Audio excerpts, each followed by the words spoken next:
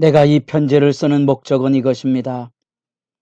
하나님의 아들을 믿는 여러분이 의심의 그림자를 헤치고 나와 영원한 생명, 허상이 아닌 실체를 소유하고 있음을 알게 하려는 것입니다. 새벽에 거룩한 기도자 여러분, 주님을 만나는 매일의 행복이 주의 말씀을 펼쳐 그 가운데 엎드러짐으로써 여러분의 기도 안에 늘 풍성이 열려지기를 소망합니다. 오늘 우리가 읽어갈 말씀은 요한일서 5장 13절에서 21절까지의 말씀입니다. 하나님께서 우리에게 구원자로 오셨는데 그것을 빛의 개념으로 설명합니다. 새로운 창조이지요. 우리는 하나님의 자녀가 된 것입니다. 그 하나님의 자녀가 되는 이 과정이 하나님의 사랑의 본물이 흘러넘쳐서 임하는 겁니다. 그렇다면 이 하나님과의 관계 안에 하나님의 자녀로 살아갈 때 가장 소중한 영적인 싸움의 문제는 결국 죄를 씻어내는 겁니다. 그래서 요한일서를 쓴 편지글의 목적을 우리가 네 군데에서 살펴보게 됩니다. 1장 4절에 기쁨이 있음을 알게 하기 위하여. 그 2장에서 2번, 3번 나옵니다. 2장 1절에 명백히 일깨워주는 것처럼 이것을 너희에게 쓰면 너희로 죄를 범하지 않게 하려 함이라. 죄 가운데 무너지지 않게 하시려는 하나님의 뜻이 있다는 겁니다. 12절에 너희 죄가 그의 이름으로 말미암아 사함을 받았으며 죄 가운데 머물러 있지 말아야 됩니다. 그 믿음의 날마다의 새로운 회복이 우리에게 필요하다는 겁니다. 그래서 미혹하는 자들에 관하여 경각심을 가지고 바른 예수 복음만에 서도록 2장 26절에 나오고 이제 여기 5장 13절 내가 하나님의 아들의 이름을 믿는 너희에게 이것을 쓰는 것은 너희로 하여금 너희에게 영생이 있음을 알게 하려 함이라. 이 분명한 하나님의 자녀로 살아가는 하늘의 기쁨과 죄 사함과 하나님의 사랑의 유대를 누리며 사는 영생의 삶.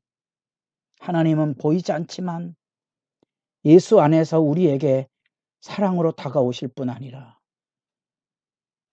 우리가 하나님을 사랑하는 마음이 샘솟듯 일어나서 보이지 않는 하나님을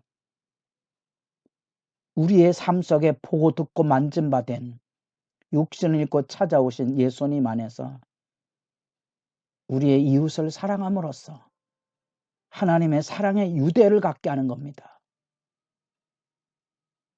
예수 안에 내 안에는 하나님이 보내주신 은혜의 선물이지요. 손잡아 가야 되거든요. 우리의 교회가 여러분의 기도의 무릎 속에 중보적 눈물이 살아있다면 손잡아줄 성도가 바로 사랑의 유대고 그것이 하나님의 사랑을 경험하고 보고 듣고 만진 바 된 실체입니다. 기독교의 진리는 실제입니다. 영만이 아니고 육의 거룩함을 기독교는 분명히 이야기합니다. 하나님의 뜻이 지금 이 땅에 이루어지는 것이 기독교의 진리입니다.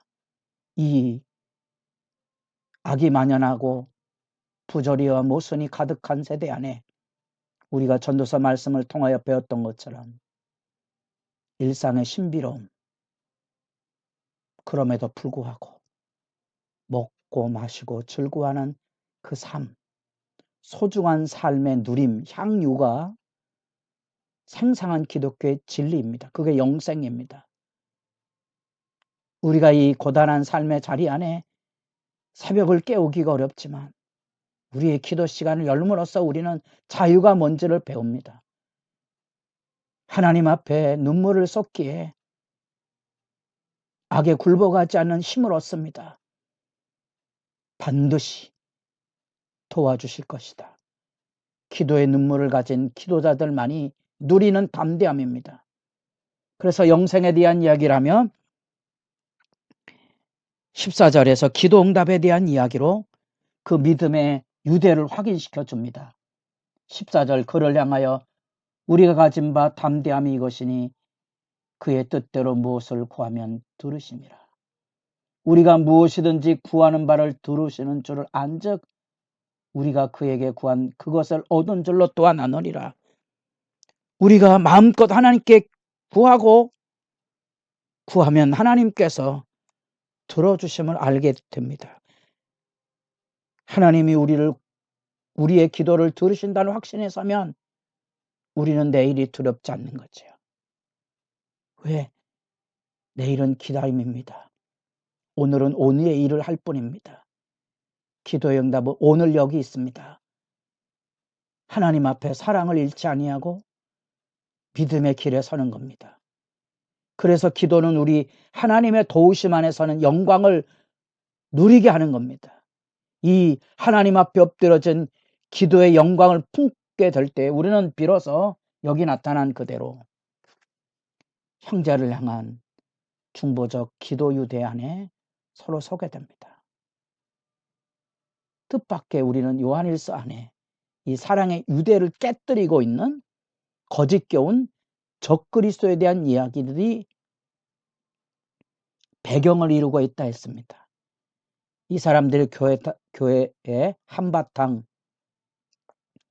소동을 일으키고 떠난 것으로 추정을 해봅니다.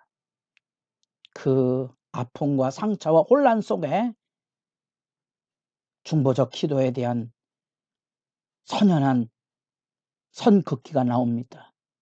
요한 2서에도 이제 이런 이야기가 나옵니다. 집에 들이지 말라는 이야기. 교제가 끊어졌음을 확인하라는 거죠. 그게 오늘날에도 만연하고 있는 이단의 문제, 교회 악의적인 분쟁을 일삼는 사람들의 문제이기도 합니다. 거룩한 교회는 사랑으로서만 이루어질 수 없음이 현실적인 여건입니다. 우리 기독 진리 안에도 이 교회의 건강한 표지 중에 하나가 신실한 권징이 있습니다. 하나님의 말씀에 입각해서 선긋기를 잘 해야 한다는 거예요.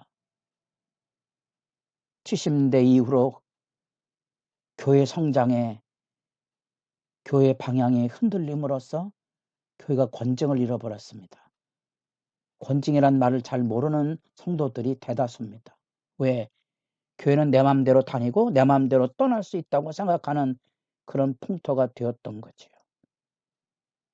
중보적 유대 안에 이런 그릇된 악의 횡포들 속에 선긋기를 하지 않으면 사랑의 유대를 지켜가기 어려운 거지요. 그런 점에서 여기 누구든지 형제가 사망에 이르지 아니하는 죄에 범하는 것을 보거든 구하라. 그리하면 생명을 주시리라. 그러나 사망에 이르는 죄가 있다.